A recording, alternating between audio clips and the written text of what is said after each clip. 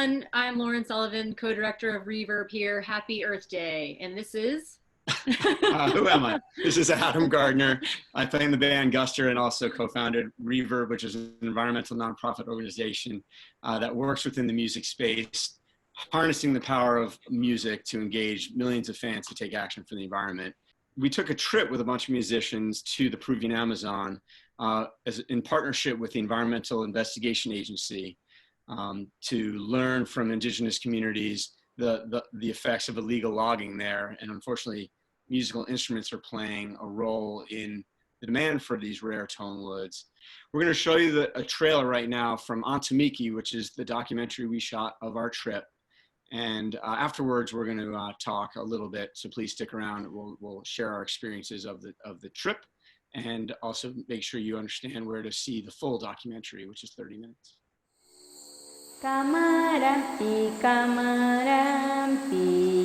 I think I've been aware for quite some time that the Amazon has been under threat from many different sides. So illegal logging has been a real problem here for some time, and it has effects on economies, it has effects on indigenous rights, and obviously environmental issues as well with various species, including, of course, the trees themselves. As a guitar player who makes my living playing wood instruments, I wasn't aware that this was a problem or that people were being murdered over this issue. I think that's why we're here, is to spread awareness of this. This is happening. I think that there's not enough people that even think about the Amazon, their wood coming from the Amazon, or coming from a community that had illegal loggers coming in there. We need to really listen to the indigenous cultures. It just makes you realize what we're fighting for, and that if we don't preserve this and help these indigenous communities and look at our consumer choices, this will all be gone. Nosotros como comunidad no vamos a permitir que nuestro territorio nos quita los taladores ilegales. Entonces es un territorio que se involucra en todo, ¿sí? Como pueblo, como comunidad. Es nuestro hogar, es nuestra casa y defendemos con nuestra vida. So that was the trailer for Antamiki. You can watch the full documentary on Reverb's website. There should be a link there, but in case it isn't, I'll just say it. It's reverb.org/Antamiki. Thanks, guys, for joining us. This was something we pulled together, a little reunion here last minute. I guess one of the advantages of quarantining is that people are available. So, but thank you so much. I know you're still probably busy doing a lot of these sorts of things.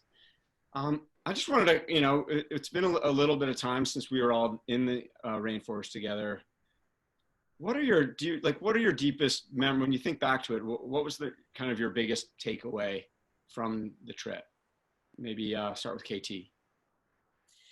As you were asking that question, Adam, a memory popped into my head. We were on a raft. And I think there was like 10 of us or 15 of us on this raft, and Diana, who was our chaperone in the jungle, had a bamboo stick with a piece of cord on it. And she was barefoot in a beautiful blue dress with her face painted with amazing indigenous symbols.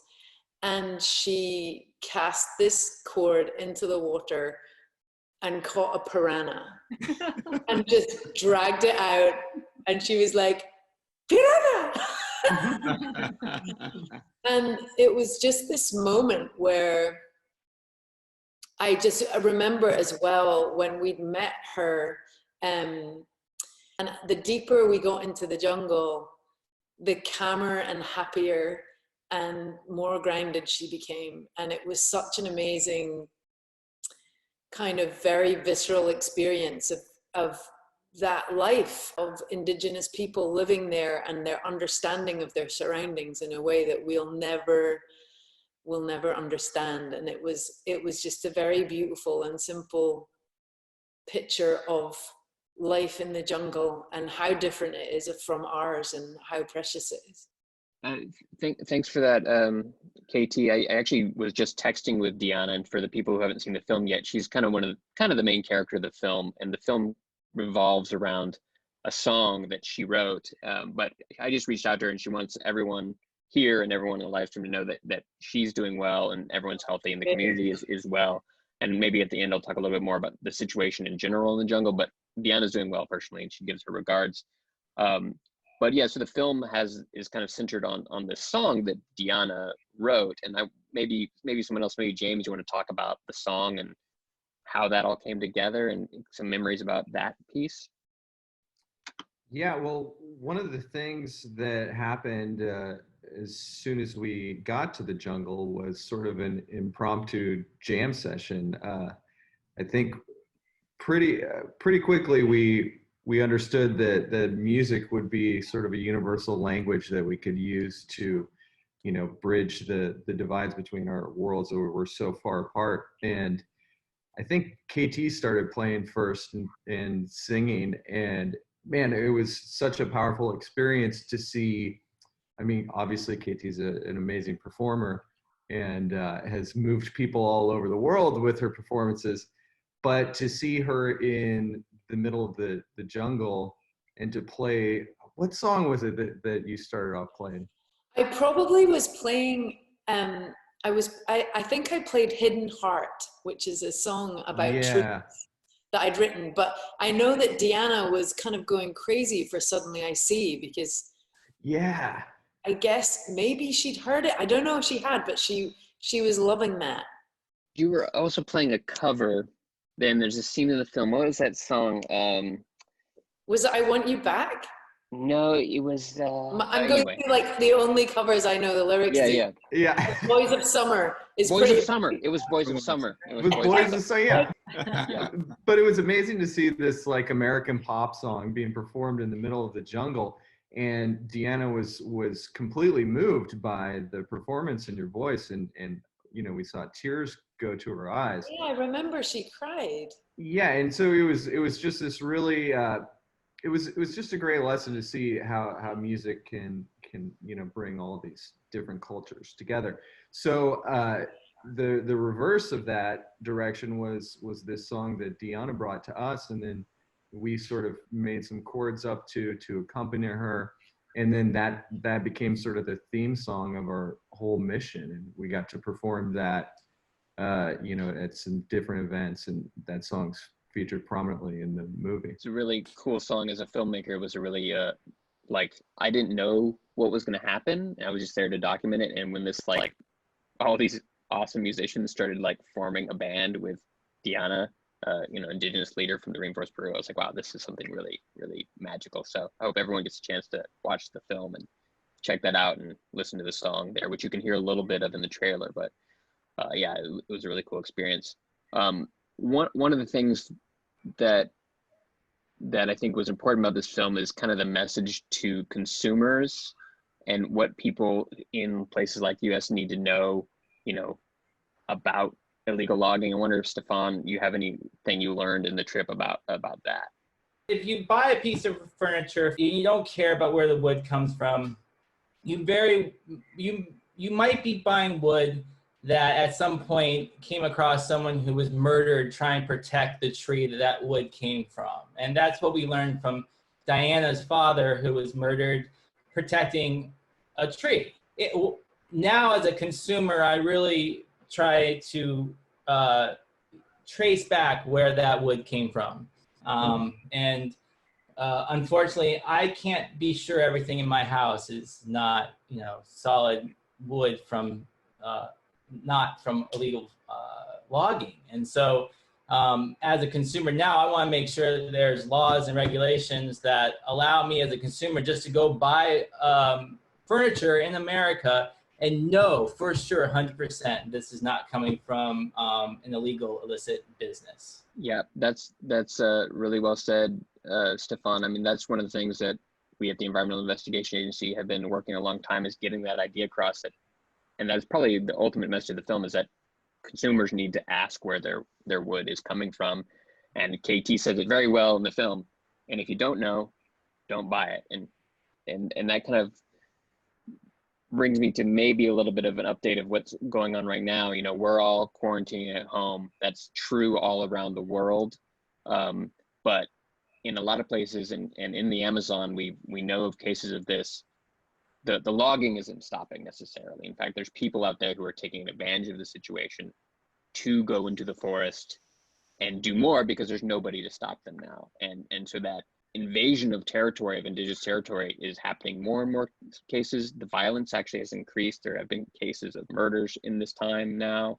And then there's also this aspect of when loggers come into communities, they also have the potential of bringing the virus to communities. And indigenous people are even more vulnerable to that. So it's a situation we all need to be aware of. And by not buying that wood, if people stop buying all that wood that's coming from those places, the loggers won't have the incentive to go do that.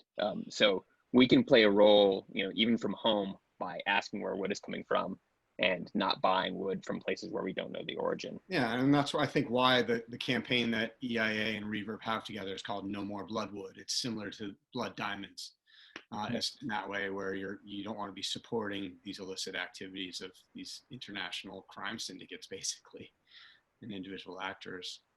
Lauren, what would you say your walk away, like when we think back on that trip, like what sticks to you? Yeah, for me, I think a big piece of it was the leadership that came from Diana and her activism and her kind of standing up for her community just as a woman, and Julia, another woman who was an indigenous leader, kind of the power of their voices and the power of Diana's song and her kind of call for all of us as consumers to pay attention to these kind of supply chains and how it affects people on the ground that are defending these rainforests that are, for the entire world. Them being on the front lines and just kind of the power of her voice was really incredible to me. So I think just as a female leader, just taking those chances and being out there, I just was in awe of her bravery to do that day in and day out. And the other thing I think that I'd really love to add in this short chat in regards to the film is I remember also Diana telling us that they consider trees their family. They see trees as their family members. So their family is being slaughtered every day. And so that really stuck with me, that relationship with nature that really is as deep as it can go. I mean, that kind of connects to I think my biggest walk away, especially since all the work we've been doing since coming out of the rainforest with our fans on tour and online collectively, all of us, is the power of music, not just to connect the way that did in the jungle, but also all the fans and everybody here in the Western Hemisphere and the Northern Hemisphere. Like, it's amazing, like seeing how our fans have come together to affect change, not only through watching the documentary, but actually taking actions. I followed up and delivered thousands and thousands of letters from all our fans to the president of Peru, demanding more transparency, legality as far as like following the laws, for the international laws too, for timber, and also demanding the prosecution of the murderers for these indigenous leaders who put themselves in harm's way to protect their homes. It's easy now to find alternative wood. It's not like it's rocket science to find wood from sustainable places. It just takes a little Google search and it's easy. And guitars too. Make sure you check out the environmental and wood sourcing policies of the companies that you're looking to buy instruments from. Sure, and any product that's made of wood at all. Yeah, that's the thing, whether it's furniture or an instrument or flooring or doors, any of it. Well, for those who are watching right now, thanks so much for joining us. Please watch the full documentary at reverb.org/Antamiki and check out No More Bloodwood as well, our campaign. I think it's just nomorebloodwood.org. In fact, I know it is. And just make sure you ask where your wood is coming from. You can join our action campaign there and any of the others at reverb.org, and check out Environmental Investigation Agency as well.